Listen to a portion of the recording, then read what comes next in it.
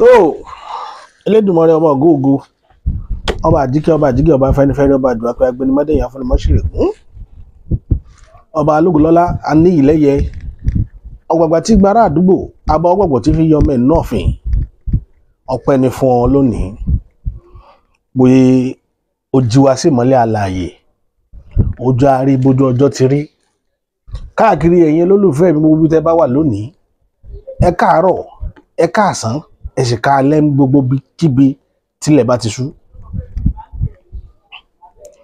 ẹ rí mi ní wàyí pé ọkùnrin tó dé lọ́sàn-án yìí ẹ rí pé mi rẹ́rìn wọ orí ètò báyìí rí ọ̀rọ̀ tí ìṣẹ̀lẹ̀ wọ́n ní tọ́rọ̀ bá kọjá ẹkún ẹ̀rín lèèyàn máa fi rín tó gbé mi orí ètò lónìí nù.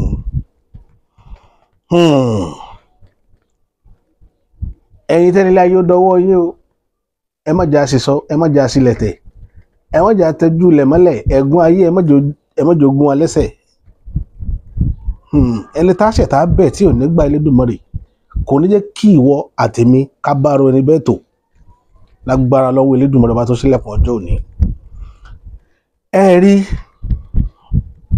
Yorùbá ní ẹni a bá wí fún ọba jẹ́ ó gbọ́ ẹni tá a bá sì sọ̀rọ̀ fún kọ́lọ́wọ́ ọba Elédùà kó jẹ́ ó gbà. Bàbá Bọ́lá Ahmed Tinubu gbogbo ayé ké Yorùbá ké wọ́n sì sọ òdodo ọ̀rọ̀ fún yín ṣùgbọ́n ẹ gbà. Mo rí ọ̀pọ̀lọpọ̀ àwọn èèyàn lórí ìkànnì wa yìí tá a bá kàn sí wọn tá a sọ̀rọ̀ wọ́n wá wá sábẹ́ aṣọ wọ́n máa sọ ọ̀rọ̀ kò bá kò gbé sẹ́ni tó bá ṣètò kì í ṣe mí nìkan o wọ́n máa àtàkì àwọn èèyàn ṣùgbọ́n torí pé kò yí ọ̀pọ̀lọpọ̀ wọn ibi tí orí ń bọ́rùn rè a ò mọ̀ bẹ́ẹ̀ kò yí ọ̀pọ̀lọpọ̀ olómú wọn máa da gbogbo lórúkọ mọ́sàpá wọ́n rò pé àwọn lè save bàbá Tinubu nínú ilé tí ń bọ̀ lójú ọ̀nà yìí nǹkan ó ṣẹlẹ̀ lórílẹ̀‐èdè yìí nǹkan ńlá ó ṣẹlẹ̀ kì í ṣe ẹnu àwa nìkan lẹ́tí gbọ́ ẹ gbọ́ káàkiri ṣùgbọ́n o màá sọ kínní kan lónìí ẹ̀yin ọ̀dọ́ tẹ́ ẹ̀ ń fọjọ́ sí gbogbo tẹ́ ẹ bá fẹ́ ṣe wọ́n ní àwọn retí déètì ìjọ tí Yorùbá Nation ó jáde ṣé Yorùbá Nation jẹ́ gẹ́gẹ́ bí eégún ni Yorùbá Nation ṣe é gùn kò yẹ kí Yorùbá Nation fẹ́ jáde kó wá lọ́jọ́ ó dé ní àwọn youth lọ́la àwọn bá GTB bank àwọn bá wọn fa wàhálà àwọn lọ́wọ́ kò yẹ kẹ́ dájọ́ sí èní ló yẹ kẹ́ ti bẹ̀rẹ̀ kẹ́ bẹ́ẹ̀ ta káyé ti rí yín káwọn GT ò dé lọ́la kó bá yín lẹ́nu ọ̀nà lé wọn. òun ni pé Nàìjíríà ti ṣe tán ọmọbìnrin kan ló sọ̀rọ̀ tó jọ mí lójú jù ó jẹ́ a mọ̀ pé tọ́jọ́ bá kàn lórílẹ̀‐èdè yìí kò sí ti máa yẹ òun nìkan lọ́rọ̀ rẹ̀ jọ mí ló wé lọ́kàn mi torí pé nígbà tó sọ̀rọ̀ tiẹ̀ ó jẹ́ òye wa pé ọjọ́ ò tí ì kàn ni òun nìkan sọ títí ẹ̀ tó sọ tẹ́ngẹ́lé gbogbo àwọn tí ń fọjọ́ sí àṣèwọ́de ọjọ́ ọdún 23 látọ̀ ó sì láṣèwọ́de irọ́ ni kì í ṣe bàbá Tinubu lè fẹ́ bájà tẹ́ ẹ bá ti lè fọjọ́ sí ẹ̀ lè rí bájà mo mọ̀ dáadáa mo ti sọ láìmọye ìgbà kì í ṣe ń tẹ́lẹ̀ dámú pẹ̀lú ọjọ́ kì í ṣe ń tẹ́lẹ̀ dámú pẹ̀lú ọjọ́ ń tẹ́ ẹ lè ṣe fún tó lè ràn náà ní kẹ́ wá unexpected ẹ ti gbá mú torí pé ẹ jẹ́ sọ kankan fún yín nígbà tí ìjọba ìbẹ̀rẹ̀ ó tó dìjọba bàbá Bọ́lá Ahmed Tinubu ìjọba kan ṣáájú à ń pè ìjọba yẹn níjọba bàbá Buhari ìjọba APC ni nígbà tí ìjọba ìbẹ̀rẹ̀ tí owó epo léwó nínú ìjọba bàbá bá epo ní 97 naira bàbá Buhari bá epo ní 97 naira ara ráìsì ń gbà yín ní the highest owó ráìsì tó wọ́n jù òun ni long rice wọ́n tà ní 11,000 Nigeria rice ń gbà yín 7k là ń rà ibi tó bá ti wọ́n jù bóyá ibi tí ó jìnnà síbi tí production Nigeria rice ti ń wáyé wọ́n rà ní 8,000 highest. Gbogbo orílẹ̀-èdè yìí dẹ̀ manage ẹ̀. Nígbà tá à ń sọ yìí Nàìjíríà ò dá o, Nàìjíríà ò dá rárá. Àwọn èèyàn ṣe ń pariwo pé ìlú lé, kò síṣẹ́. Ní tó jẹ́ kí ìlú ó le ni pé kò síṣẹ́. Iṣẹ́ kan sá làwọn èèyàn ó ṣe tí wọ́n fi rówó ra àwọn nǹkan tí owó wà lórí rẹ̀ wọ̀nyí. Kò síṣẹ́. Rate of dependent ó high. Tó jẹ́ pé ẹni tó bá gba salary 50,000 nígbà tá à ń sọ yìí láyé Jonathan, gbogbo tí wọ́n fi lò gbà nínú ẹ̀ òun fúnra rẹ̀ lè má ná ju 30,000 lọ. Tó jẹ́ pé 20,000 ni ó lẹ́bi ó gbà lọ́wọ́ rẹ̀. Bàbá, ìyá rẹ̀, àbúrò, ẹ̀gbọ́n, ọ̀rẹ́ wọn ó tọrọ. Please just 2k, please just 2k. Wọ́n ti fún yàn mẹ́wàá 20,000 ti lọ. Yóò dẹ̀ save owó mọ́tò ńgbà yẹn, kátẹ́ owó mọ́tò tó ń wọ́n jù nígbà yẹn. Ẹ wo 50,000 báwọn èèyàn ṣe ń ná. Ó wá dayé bàbá Buhari. Bàbá Buhari wá dé, ó sọ epo di 161 naira. 161. Bàbá Buhari sọ epo dà. Pẹ̀lú ìjà, pẹ̀lú ta náà fi gbà sí 161, 200 ni bàbá pè. But bí Buhari ṣe dájú tó ní ayé rẹ̀, ó sì ní abiyamọ lẹ́mìí ju bàbá Bọ́lá Ahmed Tinubu lọ. Ẹ lọ fẹ́ kóòtù mi kó jáde lẹ́ni kó kóòtù mi. Anyway, bàbá Buhari sì ní abiyamọ. Ó ronú pé àwọn èèyàn mọ̀ jẹun. Ẹ fẹ́ ṣèjọba lórí àwọn òkú èèyàn. Ẹnìkan tí mo ti rírí tí èròǹgbà rẹ̀ tó jọmọ́ ká ṣèjọba lórí òkú èèyàn òun ni Tinubu. Bàbá Bọ́lá Ahmed Tinubu títí Nàìjíríà títí ilẹ̀ Yorùbá tí wá ń bí. Ó bìlífù kébi ó pa àwọn èèyàn kún ó kú. Pé ìwọ̀nba tó bá kú làwọn ṣèjọba lé lórí. Ibo náà ti ń gbẹ́rù principle yẹn wá. Irú àwọn ìwé ìwèrè wo lẹ́ka débẹ̀. Bàbá kan sọ láwọn ìwé kan wà tẹ́ ti kà pé òun ló kọ́ ti wo problem yẹn. Ṣé nínú àwọn ìwé tẹ́ ka yẹn àwọn ọ̀tọ̀ yẹn ṣáwọn wọ́n implement irú policy yẹn nínú economy tiwọn. Àwọn kan tó yẹ ká máa béèrè lọ́wọ́ ara wa rèé. Ẹ máa mú policy wá tí ò ní affect ẹ̀yin ṣùgbọ́n àwọn tẹ́ fẹ́ ṣèjọba lé lórí ló gbọ́dọ̀ pass through kinní yẹn. Ẹ̀dẹ́ nígbà tí ìjọba bàbá Buhari ń lọ, bàbá increase iye owó epo sí 161, ráìsì fúnfẹ̀rẹ̀ ó di 30,000. Látòrí 8k ó bọ́ sí 30, 35, ara 40 ìdánwò. So multiply by 4 or 5 ni kíní ẹ̀ fi increase. Àwọn èèyàn ṣe wọ́de. Bàbá Buhari ò ní kẹ́ ẹ mọ́ ṣe wọ́de. Títí ẹni pé tó bá ti ṣe wọ́de lọ kò ní sọ̀rọ̀, kò ní dá sí. Ṣùgbọ́n underground iṣẹ́ ò mọ̀ lọ ẹ̀ẹ́dẹ̀mọ̀. Iṣẹ́ yìí ó dẹ̀ lọ to the extent that bó ṣe 2 naira àbí 3 naira yóò dé lórí nǹkan tẹ́ bá ṣe wọ́de lé lórí. Adjustment máa wà. Ìtàn pé ìjọba nu ṣebí Fúlàní ni. Ṣebí Fúlàní ni. Adjustment máa wà. Kò sí irú nǹkan tẹ́ fẹ́ fagídí achieve. Kò sẹ́ni tó lè tún Nàìjíríà ṣe níjọ́ kan ṣoṣo. Kẹ́nìkan wá dé kó wá níjọ́ kan lòun ó fi tún Nàìjíríà ṣe. Ìkà ẹni náà ó pa èèyàn gan tí ó su. Ẹ pé mò ń sọ ọ̀pọ̀lọpọ̀ understand Yorùbá mi. Mò ń sọ bàbá Bọ́lá Ahmed Tinubu ní bàbá Bọ́lá Ahmed Tinubu. 2027 ẹ̀ na ìbọn sáwọn èèyàn lórí ni wọ́n fi dìbò. Ẹ mọ̀ pé ọ̀rọ̀ tí mò ń sọ yóò wá sí ìmúṣẹ ẹ̀ rí. Ẹ pa èèyàn lẹ̀ báyìí ní ìbò fi wáyé ní kọ́ńtì táwa nù rẹ̀ yìí tá à ń bá lọ yìí. Torí nínú ẹ̀dá tó jìnnà sódodo number 1 nìyí ẹ like òdodo ọ̀rọ̀. Ẹ like òótọ́ ọ̀rọ̀. Ẹ fẹ́ràn bí tí àlàáfíà bá wà táwọn èèyàn ti máa rẹ́rìn ẹ fẹ́ rí. Àfi kínú ilé tí nìkan máa dùn, káwọn ọmọ yóò máa gbádùn, kíyàwó yóò máa gbádùn, títí yín nìkan nìyẹn. Àfàwọn tẹ́ bá fẹ́ rà pàjẹ́, àwọn tẹ́ fowó rà tó yẹ pé àwọn péréte náà làwọn náà máa gbádùn, àwọn ìjọba tẹ́ máa ń ṣe nìyẹn. Everybody dẹ̀ ti mọ̀ yín pẹ̀lú irú ìjọba bẹ́ẹ̀. Now àwọn èèyàn ń pariwo listing sáráàlú, listing sáwọn adviser wèrè tẹ́ kójọ tí wọ́n ní kẹ́ continue. Àárín náà àwọn adviser yín tó fi bínú kọ̀wé lẹ̀ pé ìṣiṣẹ́ mọ́. pé gbogbo tá a sọ fún yín kò sí lè tẹ̀lé. Definitely àwọn adviser yín ẹ̀ ń listen sí wọn, ọ̀rọ̀ yín jọ ń yẹra yín. Gbogbo wọn pátá lọ̀tá Nàìjíríà, gbogbo àwọn tó bá ṣiṣẹ́ pátá tí ò bá yín sòdodo ọ̀rọ̀ ọ̀tá Nàìjíríà ní gbogbo wọn.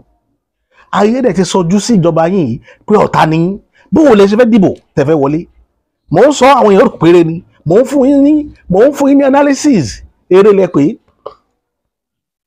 wọ́n ṣàfihàn ọmọ kékeré kan kò ju kékeré báyìí lọ, ọmọ Haúsá. Àwọn èèyàn ní skit ni mo rẹ́ni mo ní kì í ṣe skit. Wọ́n mójútó kéèsì yẹn tó ní padà gbé ọmọ yẹn wá online táwọn èèyàn ti raṣọ fún. Àlùmọ́jìrì ni ẹnìkan wá ń bú pé ó fojú jọ Tinubu. Wọ́n ń bú ọmọ kékeré yẹn ọmọ Haúsá pé ọ̀rọ̀ ojú rẹ̀ bí ojú Tinubu. Ọmọ yẹn dẹ̀ jọ Tinubu nítòótọ́. Kí á tó ọmọ yẹn ṣe ó bu ìgbájú lu ọmọ tó pè ní ó fojú jọ Tinubu ni wọ́n wá lọ́ọ̀ka ara wọn. Àwọn yẹn wá lọ bá pé kí ló fàjà ló wá ní pé òun sọ pé òun jọ Tinubu. Bàbá yẹn wá gbà ṣé tó bá jọ Tinubu sọ burú jù ní wá ní ọlọ́mọdé kó òun jọ Tinubu láyé òun. Àlùmọ́jìrì ó wá sọ àwọn nǹkan tí wọn gbọ́dọ̀ fi jọ Tinubu. Ó ní òun ò fẹ́ jẹ́ ẹni tí ó máa dènà mọ́ ọjọ́ iwájú àwọn èèyàn. Òun ò fẹ́ jẹ́ ẹni tí ó bá yí àwọn èèyàn jẹ́. Òun ò fẹ́ jẹ́ ẹni tí ó máa fi bí pa àwọn èèyàn. Òun ò fẹ́ ó wá ka gbogbo oríṣiríṣi reason tó òun fi fẹ́ jọ Tinubu. Mo wá rẹ́rìn tá máa bá débẹ̀ ilé Haúsá fún èèyàn. Mo ń sọ gbogbo gbà eré lẹ́yìn èèyàn ń pè é. Táwùsá bá fi lè bá dé level yẹn, tá máa bá dé level yẹn. Nígbà tí Jonathan títí ẹ̀ ò burú tó ìtàn fi ń wé yín nílẹ̀ Haúsá ń sìn. Tí Jonathan ò burú tó débẹ̀. Wọ́n kàn fi Jonathan ṣe yẹ̀yẹ́ ni tí ilé ìtàn fi ń ṣe ilé Haúsá ń sìn. Bí ọ̀tá náà mú yín, wọ́n rí yín bí ọ̀tá Haúsá. Ẹ̀yin ṣe lẹ́kọ̀ọ́ sí ẹ̀. Lójú tí báyìí wọ́n mọ̀ ní ẹ̀ ń gbèjà Yorùbá lọ́jọ́ káwúsá ó ti yín gbèjà Yorùbá ó. Torá àwa náà tá a jẹ́ Yorùbá à ń pariwo à ń rí nira. Inú mi dùn wípé El-Rufai sọ ní North wípé àwọn Yorùbá náà kúkú enjoy yín. Inú mi dùn tó bá jẹ́ pé àwa náà ń gbádùn yín sí ni tí wọ́n pé ilẹ̀ Yorùbá ló ti ṣe régédé. Ó wá filẹ̀ Haúsá lẹ̀ ìgbádà. Ṣẹ́yìn Haúsá kan tó ṣèjọba rí tí ìlú wọn ò ní dùn ju ìlú mi lọ ni. Ẹ̀yin àti ilé àtọkọ yín kò sí lè tó dùn. Àti ilé àtọkọ yín the same way. Ní tí Ọbásanjọ́ fi yàtọ̀ sí ti yín pé abiyamọ bàbá Ọbásanjọ́ náà àwọn èèyàn máa rón jẹjẹ níjọba bàbá Ọbásanjọ́ ó lè máa rántí Yorùbá ṣùgbọ́n gbogbo ìlú ẹ̀ máa gbádùn. Tí bàbá Ọbásanjọ́ fi yàtọ̀ sẹ́yìn nù. Títí yìí ló burú jù ní òrírí lọ tí mo ti rìn ní ayé. Nígbà pé èyí ti ẹ sọ ọmọ Nàìjíríà rárá. Ṣẹ́yìn ò gbọ́ ní ẹ̀rìn káàkiri ojú títì ní kẹ́ wo nǹkan táwọn èèyàn ń dánwò kẹ́ wo ìgbésí ayé àwọn èèyàn bóyá rí. Ẹ lọ sí kí ló kọ ṣọ́ọ̀pù yìí ní Allen ní ọ̀pẹ bí ibi tó ti ń ta cash and carry. Ẹ lọ wo nǹkan tó wà ẹ tó bá lọ cash and carry bíi 2 years ago àbí last year kó padà lọ ọbẹ̀ lẹ́nìí àbí ní wíìkì kó lọ wo nǹkan tó ṣẹlẹ̀ cash and carry. Ordinary nǹkan dáná àwọn kitchen items cash and carry onímọ̀ ẹ lọ wo. Àwa lọ́bẹ̀ alọ́ make order fún àwọn nǹkan tá a fẹ́ lò ní company wa nígbà tá a máa débẹ̀ cash and carry ti dahoro. Gbogbo most àwọn òṣìṣẹ́ wọn táwọn abẹ́ngbà everybody ti lọ. Kí ló ṣẹlẹ̀? Wọ́n ní ò sí nǹkan kan mọ́. Kò sọ́jà mọ́. Cash and carry. Ẹ lọ káàkiri lọ wo ọ̀pọ̀lọpọ̀ store báyẹn. Ẹ lọ sí Shoprite. Thank God. Shoprite Ìkẹjà ẹ lọ bẹ̀. Níbi tí wọ́n fi to wine nígbà tí gbogbo ọ̀pọ̀ tí wọ́n fi to ọtí to drinks oríṣiríṣi ẹ lọ bẹ̀. Gbogbo ẹ ti wẹ́lò kò sí kankan mọ́ bẹ̀. State táwọn àwọn ọbẹ̀ yẹn wà nìyẹn o. Ẹ wá wo àwọn èèyàn àwọn ẹ̀dá tí ò níṣẹ́ lọ́wọ́ lórílẹ̀-èdè yìí. Ẹ wo ẹ̀dá tó jẹ́ pé àwọn òbí tí wọ́n ti dàgbà tó jẹ́ pé ọmọ wọn wọ́n ń jẹ. Ẹ wo kọ̀díṣà tá máa wà báyìí nílùú tá a wà lẹ́nìí. Níbi tí nǹkan wọ́n dé tí ò tún wá sówó kò síṣẹ́ kò sí nǹkan kan. Ẹ lọ wo fúnra ara yín kò nídìí kẹ́ ẹran yẹn lọ fúnra ara yín ẹ lọ sí Shoprite kẹ́ lọ wo tí Shoprite bá dàbí ti 2 years ago ẹ lọ sí Kashankari ẹ lọ wò tó bá dàbí ti 2 years ago, ẹ lọ gbogbo ọjà káàkiri torí mo rí ẹnìkan tí ń ṣe analysis pé torí Tinubu náà fi jẹ́ kí ata àti rodo kó wọ́n wá láti ilẹ̀ Haúsá. Ṣé bàbá ò fowó kówó epo ni? Epo láti 161 naira fẹ́rẹ̀ ara epo ní 899 naira lẹ́nìí ní Nàìjíríà tá a wà yìí 899. Bó láta àti rodo ṣe ní wọ́n, bó làlùbọ́sà ṣe ní wọ́n. Ẹ̀dọ̀ yọ subsidy nígbà tí bàbá Buhari ṣe mistake àkọ́kọ́ títí ẹ̀ tó ń ṣe ni pé a pè é nígbà yẹn pé ẹ má jẹ́ kí ọ̀wọ́n gógó kó débi oúnjẹ. Kí ọ̀pọ̀lọpọ̀ yín tẹ̀ ń rú lórílẹ̀‐èdè yìí brain yín bíi ti mọ̀dùnmọ́dùn ọpọlọ àgùntàn ni. Ẹ má jẹ́ kí ebi pa aráàlú, ẹ má jẹ́ kó wọ́n. Tẹ́ ẹ bá subsidize epo, ẹ subsidize oúnjẹ. Adé pariwo kíní títí ẹlẹ́fẹ́ fọ́ọ̀sì àwọn èèyàn lọ sóko padà. Oko bo làwọn èèyàn fẹ́ lọ. Fúlàní gba gbogbo oko ńlẹ̀ Yorùbá tán kò jẹ́ olóko wọ̀. Àríṣẹ́ àgbẹ̀ṣe èmi tí mo dúró yìí plan tí mo ní fún yíyẹ yìí mi ò tí ì rí execute fún àgbẹ̀. Odidi ilẹ̀ ni mo ní nílùú mi láti fi dáko kí n tiẹ̀ gbin ọ̀pẹ àti ànàmọ́, gbin kàtà kí n fi àwọn ibìkan gbin cash crops. Kò sí, Fúlàní ti gbàgbó lọ́wọ́ everybody. Ta lẹni náà tó lè dá dúró nínú igbó lénìí? Ta lẹni náà tó láyà rẹ̀ tí ó dá dúró nínú igbó tọwọ́ ò ní bà, tọwọ́ Fúlàní ò ní bà? Adẹ́ńké ẹ̀rí solution sí yẹn. Ìyẹn tá bá ń gbá ní àwọn Fúlàní ti pa ọba mẹ́rin nílé Èkìtì. Ẹ̀yin tẹ́ jẹ́ president tẹ́ jẹ́ ọmọ Yorùbá ẹ̀rí kankan sọ. Ẹ wá ń sọ fún wa pé káwọ́ gbanú igbó lọ ká lọ dáko, pé àìdáko wa ni òjókòjó pọ̀ láàrin ìlú. Bàbá lóòótọ́ níṣẹ́ wàláì ìbá òdodo ọ̀rọ̀ ìbá rìn. Tó bá jẹ́ pé ń bá òdodo ọ̀rọ̀ rìn ni ní sọ pé a fẹ́ padà sóko. Igbó tá a wá filẹ̀ tá a la filẹ̀ fún, igbó wa tá a filẹ̀, igbó tiwa ló ti dáa jù ní gbogbo Áfíríkà. Igbó tó pé tá a bá ju ẹ̀wà lẹ̀ yóò wù fúnra rẹ̀ láì kọ́bi fún. Igbó tó pé tá gbàdo bá bọ́ọ̀lẹ̀ látara ìyá rẹ̀ sílẹ̀ lẹ́yìn yóò tún tó wù ní. Kò sí bó tẹ́lẹ̀ òkó burú tó. Igbó tó jẹ́ pé tí ẹyẹ bá fẹnu gbé ata tó bá yàgbẹ́ sílẹ̀ ata yẹn ó wù.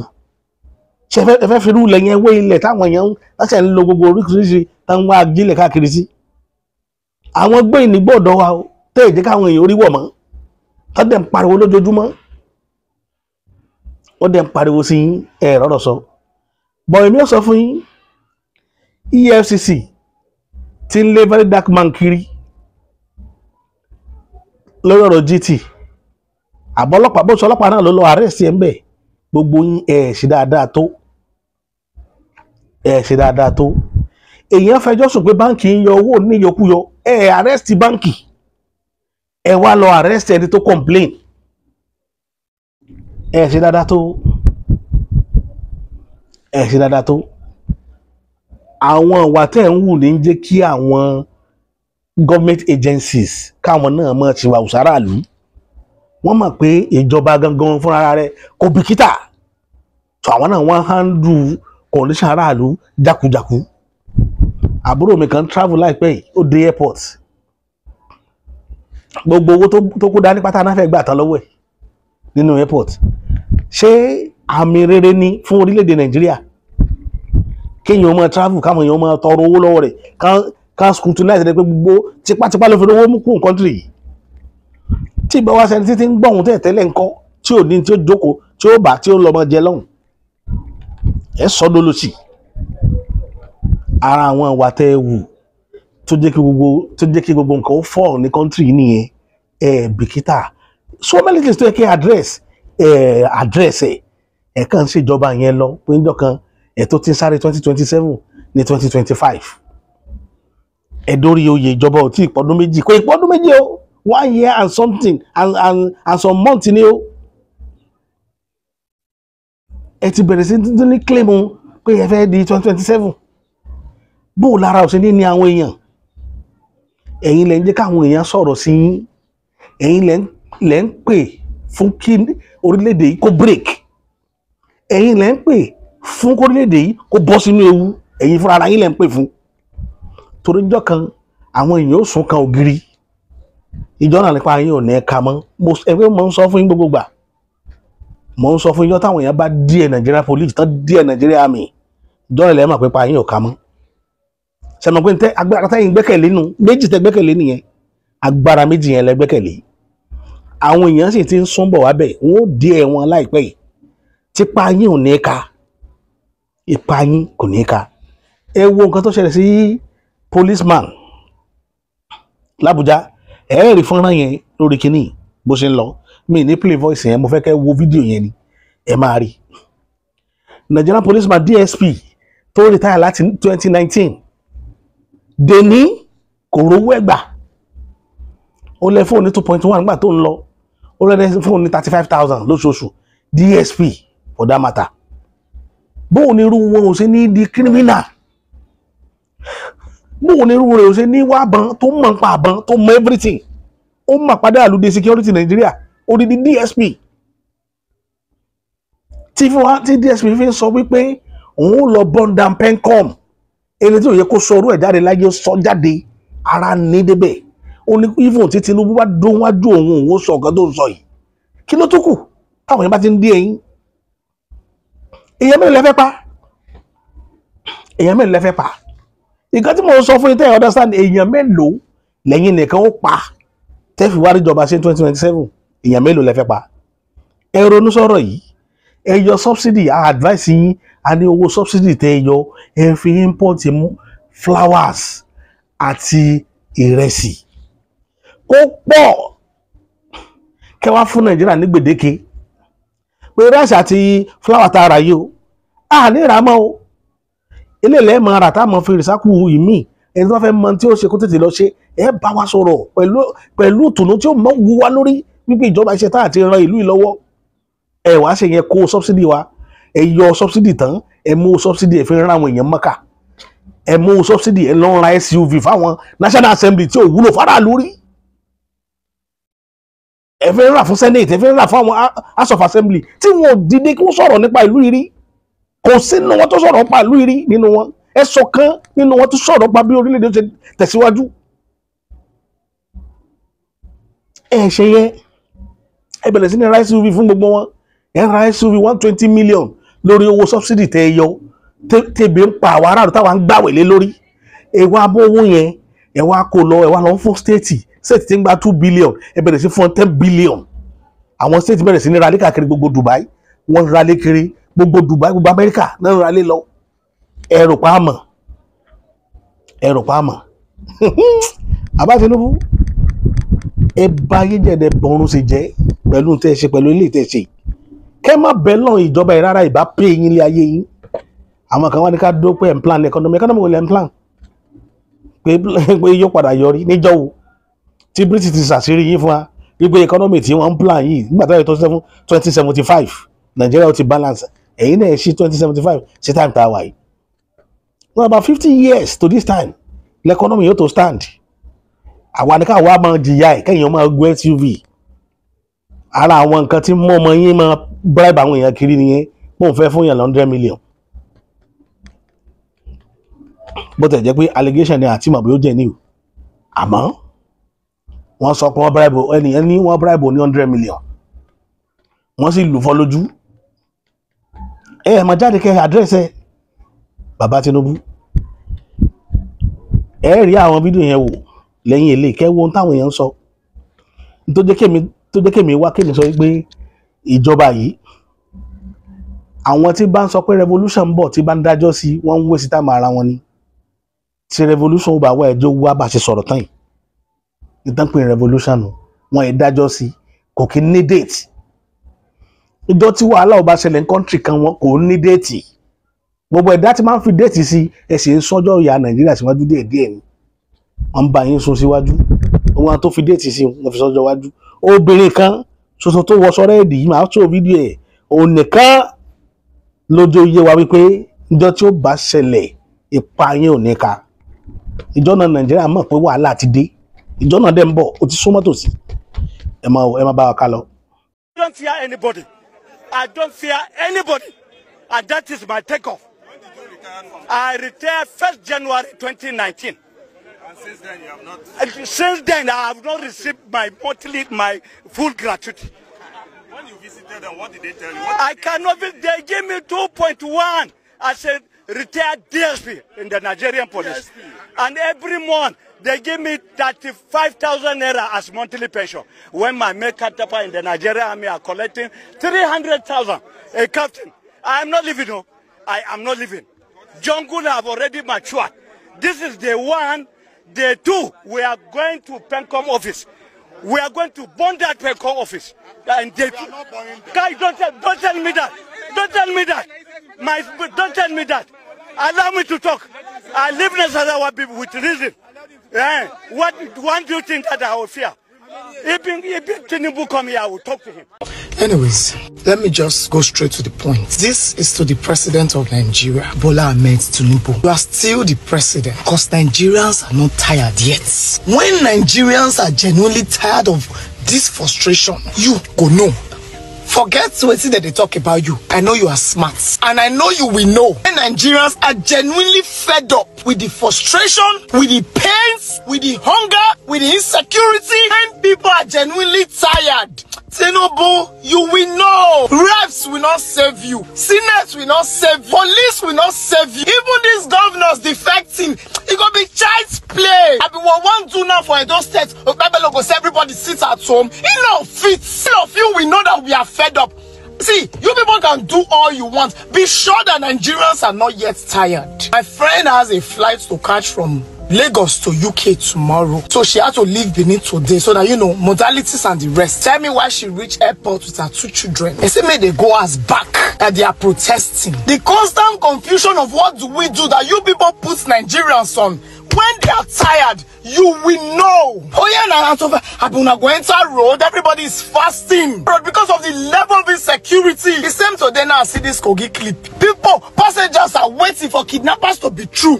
When Nigerians are ready, you will know. Even the Nigeria itself, we know. Tell me where an agency like NIMET will be protesting. An agency as sensitive as NIMET. For those of you that don't know what it is, that's Nigeria Meteorological Agency. They're in charge of climate, weather. Pilots, good, the climate, they come and they go. Tell me why something that sensitive is being handled like child's play. You people had meeting with them since January, I think 28th. Till now, everything you people agreed you've not done. Who go suffer? Citizens that pays for flight through their nose that will be grounded.